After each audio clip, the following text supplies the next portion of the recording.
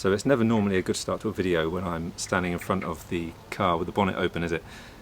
Thankfully, I can tell you that the 12-volt battery in the IONIQ 5 is fine after issues I had back earlier this year. So I'm going to tell you why it's okay now and how it's fixed.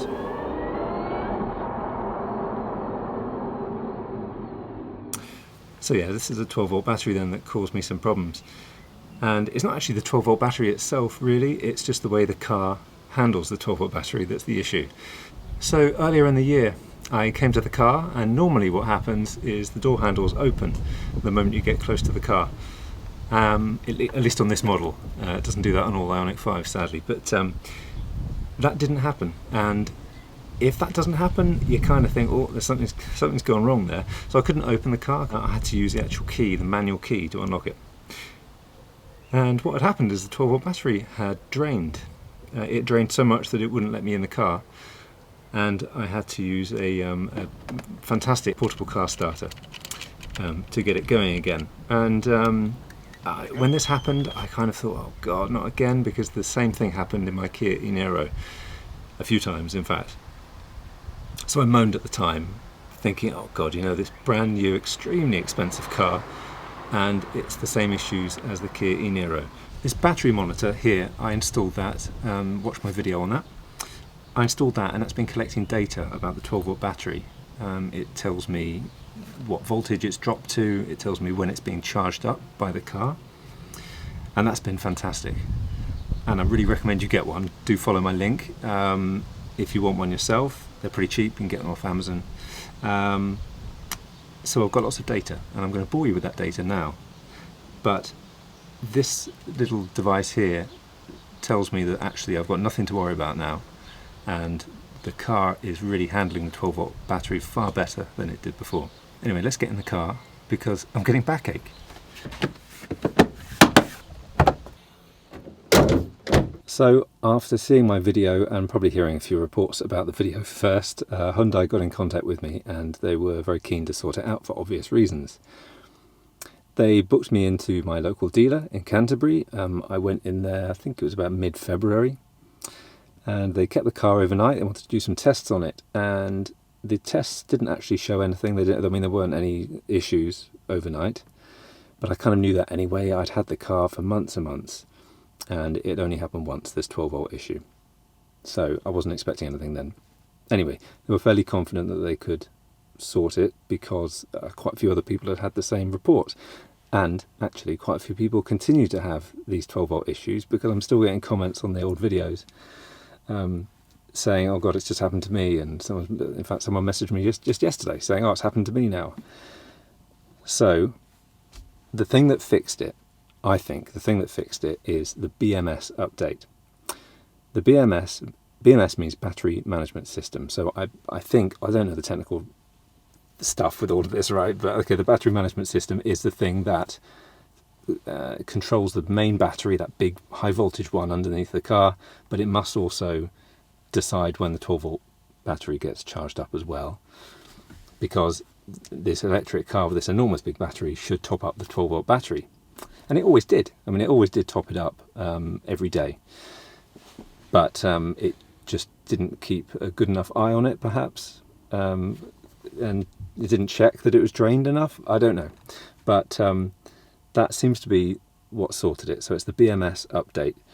So if you don't want to watch to the end of the video, I mean, I've got a few graphs to show you, but if you don't want to watch to the end of the video, just talk to Hyundai and make sure your dealer have given you the BMS update, because it is free and they should do it, and it might be part of a recall, so just double check. If they haven't got in contact with you already, just double check, because it's really worth having this BMS update, because clearly it's made things better. So you might be wondering, how do I know it's made things better? Because I only had the 12-volt issue once, and so if it didn't happen before then, when I had the old BMS software, how do I know it's all fine now? Well, I know it's fine because I've got that battery monitor. So the battery monitor device that I've got attached to the 12-volt battery is fantastic. I highly recommend you get one yourself. Doesn't matter what car you've got, doesn't matter if it's electric or not, it's really good to have it. it connects with the with Bluetooth, connects with the iPhone app or Android app, and it tells me at the moment, for instance, that the voltage of the 12-volt battery is 12.52 volts, which is absolutely fine. It's like 81%, it tells me. It says battery OK on there. So that's all good. What I'm going to do is just go back in time a little bit, and I'm just going to show you a few days worth of graphs. Now you see that this is today. It started at midnight at 12.86 volts, and then it goes down to, what is that, 821. You see it dips there. It dips when I go near the car. Because I've got the key in my pocket, and I've got it on, I think it's welcome mirrors or something like that, I think is the setting. I can't remember, but that's what it's set to because my wife likes it. And when that happens, the 12 volt, it obviously uses up a little bit of power from the 12 volt because it's opening the doors and doing the mirrors. So that's what happens. It dips down and all that. And then it dips up again. I don't know why it's going up like that. But then you'll notice at this point, it's gone down to 12.66 volts at, what was that, 1345. And then it charges for less than an hour, strangely, but it's charging the 12 volt then. It's topping it up. So it seems that 12.66 is kind of like the point where it thinks, yeah, all right, then I better top it up. Now, I wasn't anywhere near the car at that point. We've been out all day. But when I did get back, which was about 4-ish, it had gone down. It was to about, what was that, 12.67, 12.7 volts. And it did the welcome mirrors the moment I walked past the car again. And you'll see that, and I filmed it just to prove what happens. You'll see that it started charging again.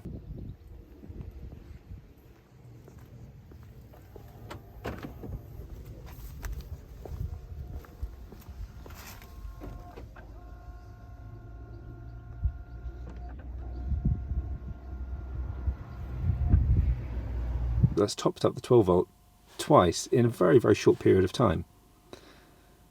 And you'll see that was like dipped down actually quite a lot, 12.36, but that's just because I'm sat in the car. And if you're sat in the car and it's not turned on, it's not on ready mode, which is when you put your foot on the brake and turn on the car. If it's not like that mode and the screen is on, because it keeps the screen on for a bit, then it's just draining the 12 volt battery. So this is why I've said in previous videos, if you're just going to be sat in the car not doing anything, you might as well just turn it on into ready mode or put it in utility mode. One thing that someone asked me, a few people have asked me this actually about utility mode, is why not just leave it in utility mode all the time? The problem is you can't lock the car when it's in utility mode, so you can't do that. But otherwise, yes, it would kind of make sense, I suppose. But I think with this new BMS update, it's pretty safe. I don't think you have to worry about it too much. Now, what would have happened before the BMS update is it would not have topped up the 12 volts when I came back the second time. It would do it once a day. It was set on a once a day schedule, and it didn't seem to deviate from that at all. It wasn't the same time every day, but it was once a day. Now it seems to do it multiple times a day. So I'll just skip back. You'll see here yesterday it was doing it at midnight, and then it did it again probably when I walked past it, and then again. So that's done it 3 times in one day. This is, oh, God knows what's going on here. There would have been a school run involved at this point, but then the rest of it is just walking past the car. The garage door is right there, and you know, if we're getting stuff out, my wife was working in the garden. She was going back and forth all the time, and it just kept doing the welcome mirrors, doesn't like it does, and you'll see that it keeps topping it up as much as it needs to. It's really careful not to let that 12 volt dip below like 12.6 ish. It kind of keeps it at a pretty steady 12.6. If I scroll along there, you see the moment it gets close to 12.6, it will try and top it up. So again, like June 15th, look at this, look at all those. 14th, 13th, weirdly not much going on. A bit strange, isn't it? So it topped it up at this point here, but it's strange. I don't understand, but yeah. generally it seems to top up several times a day. As you can see, it's a little bit overzealous about it, probably, but you know, it's better that than draining the 12 volt, isn't it? I mean, at this point, yeah, I kind of dipped down to 12.5, and that's the thing, because I've been looking at this and I've been trying to work out what algorithm are they using to do this. Because I mean, when I've been clicking through here, I have been thinking, well, okay, it's 12.6 is kind of the limit. Well, this is 12.5, and then I was thinking, well, is it set to a certain time schedule? Like, does it do it on the hour? And when I first using this app, it kind of looked like it was. But after this BMS update, it's anyone's guess what it's doing. This is 7:11, 7:10 or something like that. It's charging it. What I think this proves is it's, as I say, it's doing it. It's topping up that 12 volt a lot now. So much so that I'm not at all concerned about it. I think it seems to be doing whatever it needs to do. I would love to know what it's thinking, because it doesn't seem to make much sense to me. So, talk to your dealer, make sure you've got the latest BMS update, get them to install the latest infotainment update as well, because that enables over-the-air updates. And the next over-the-air update, for the first over-the-air update, is going to be, I believe, to precondition the battery. So you'll be able to select a rapid charger, and it will start heating your battery, so you get good charge speeds, which is fantastic. I've been waiting for this for ages. Now, the new Kia e-Niro does this. Kia, was it Niro EV, not e-Niro anymore, and that's just been released, I think, or released in the next few weeks, so this software update is imminent. So a bit off topic, I know, but get yourself the update that enables over-the-air updates, because that's going to be great. One thing to mention is that this battery preconditioning is only going to be for if you've got the eco pack, because that's where the battery heater was. In the new 2023 model year of the IONIQ 5, they all have the battery heater. I'm talking about the UK because it's different from region to region. They all have battery heater now, even the bottom trim.